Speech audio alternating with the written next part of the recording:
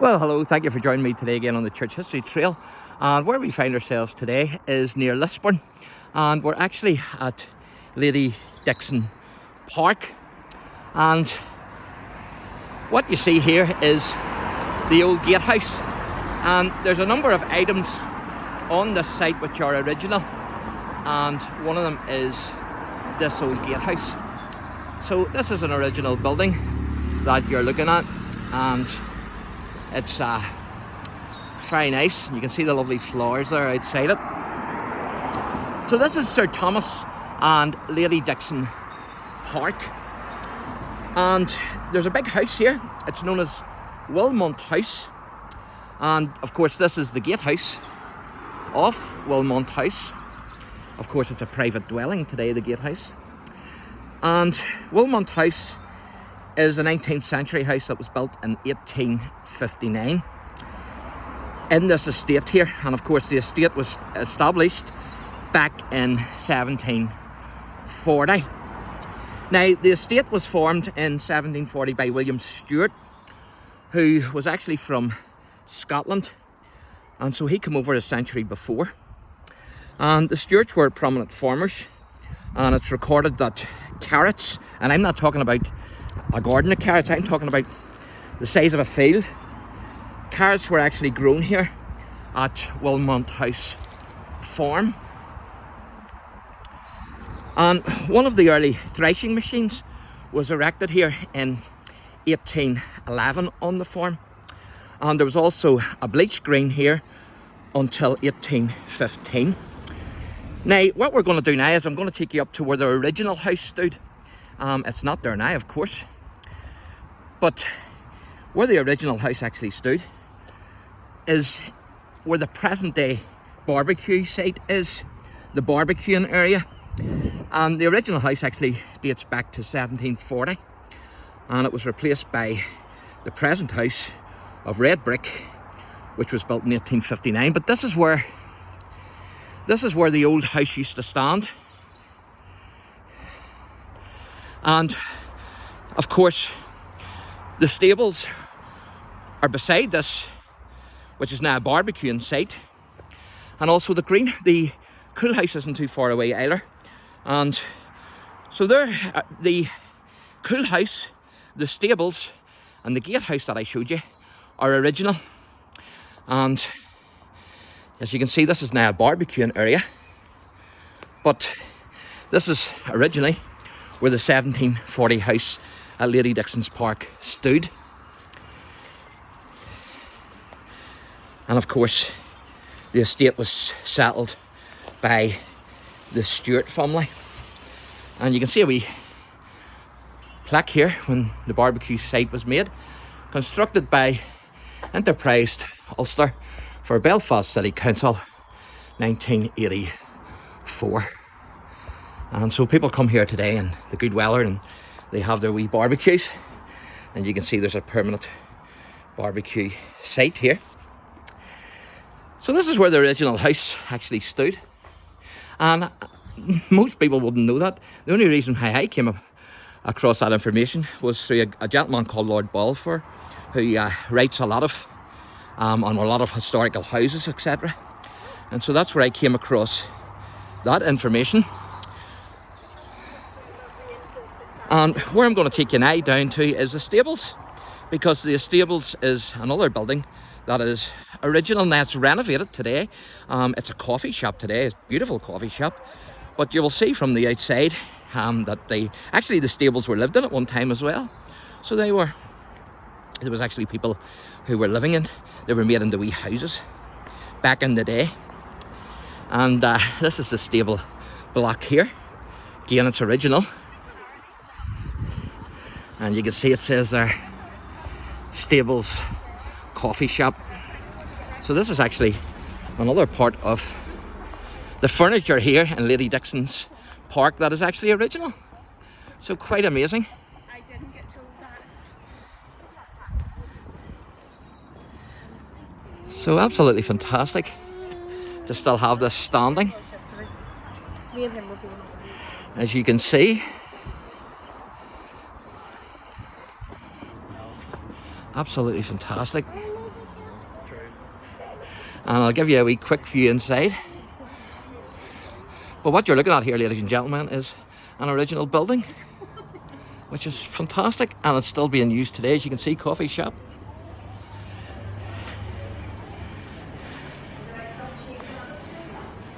As you can see, all renovated. Hiya. So there you go. Quite amazing, isn't it? And so you can come here, have a wee walk, and get a wee coffee. So that's your stables.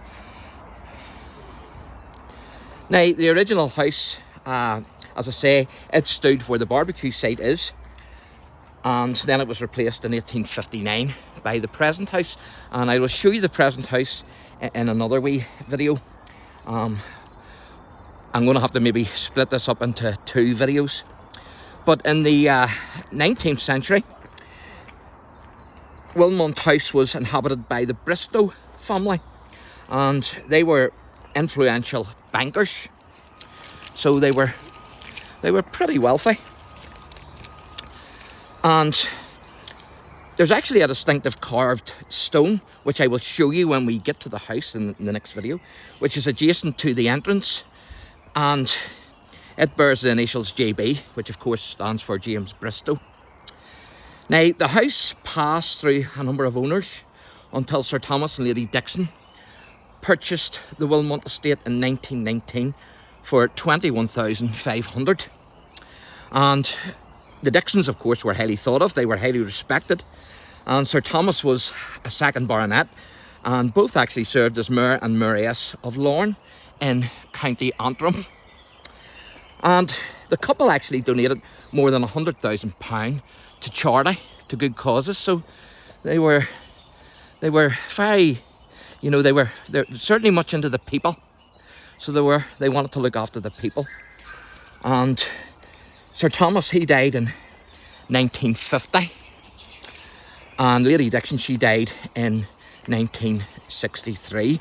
And both are actually buried in Dundallan Cemetery, and so I hope to take a wee drive over there later and to be able to film their graves. So, quite amazing. Now, if you were to go down through that gate there, that'll take you to the outer boundary of Lady Dixon's Park, and there's a walk that you can do right round there. But where we're going now is the stony path here. There's 2 items on the agenda that I want to show you on this stony path.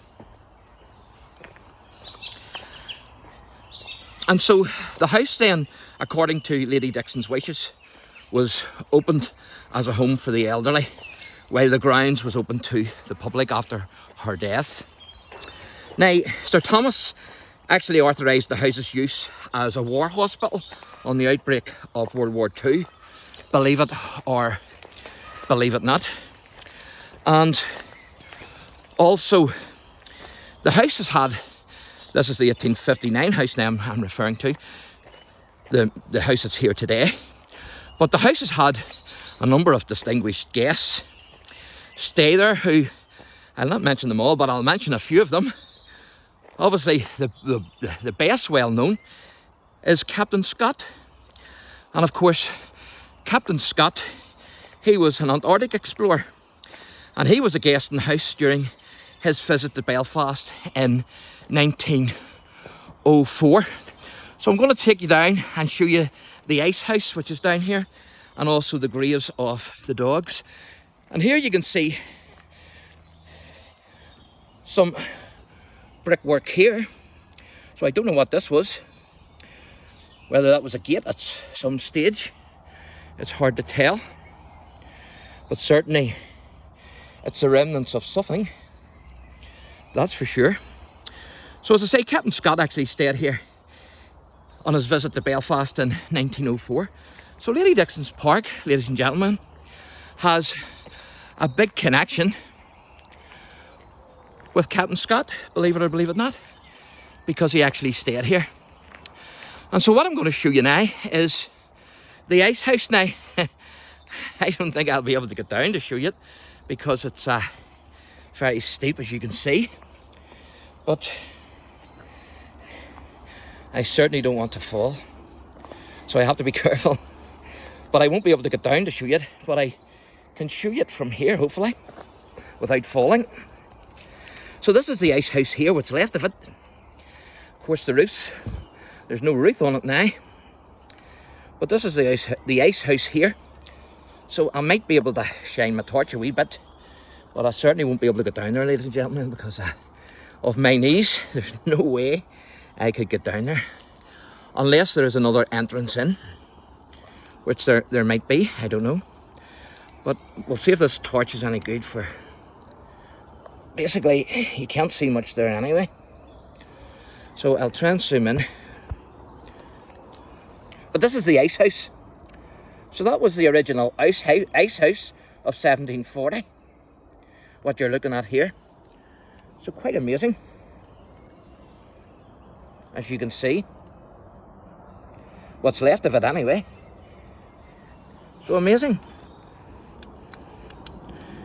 So there you go.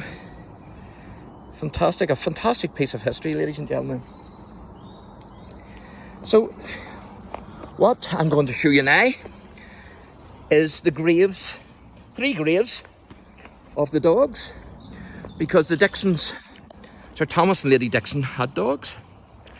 And so that's what we're going to look at now, because those dogs are actually buried here. And I can remember how I know about these dogs is because my mum and dad used to take us for walks here while we were kids, and I can remember them showing us the dogs. Now this is the wall garden, and this dates from at least the time of the Dixons, and I will be taking you in there in the next wee video, because Lady Dixon used to frequent the wall garden, and she used to sit down at the bottom of the wall garden.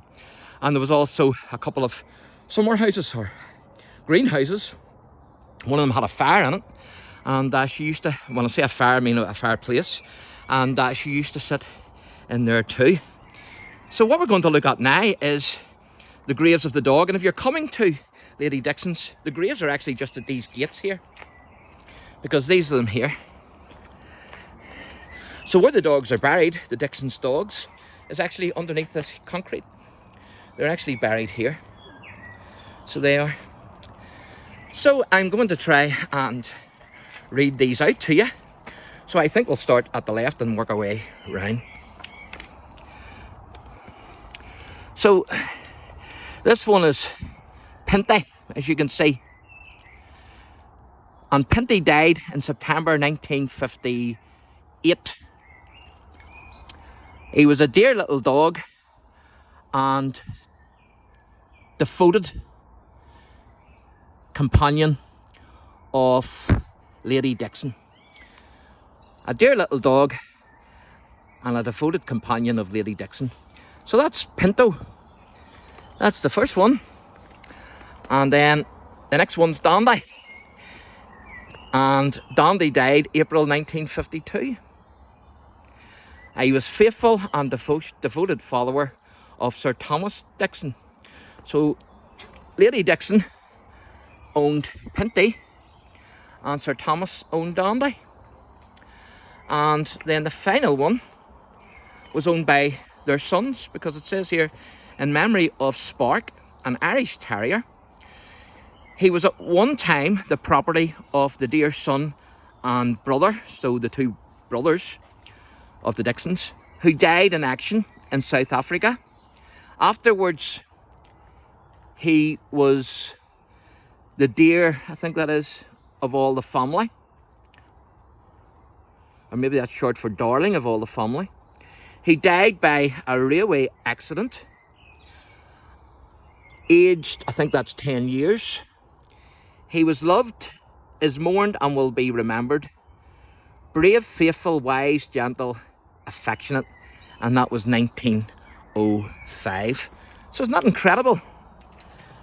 So that's where the Dixon, Lady Dixon and Sir Thomas Dixon, that's where their dogs are buried. So amazing. And they're buried just at the outside of the walled garden. So join me in the next video when we'll be looking at the big house itself and also I will be taking you into the wall garden. So thank you and God bless.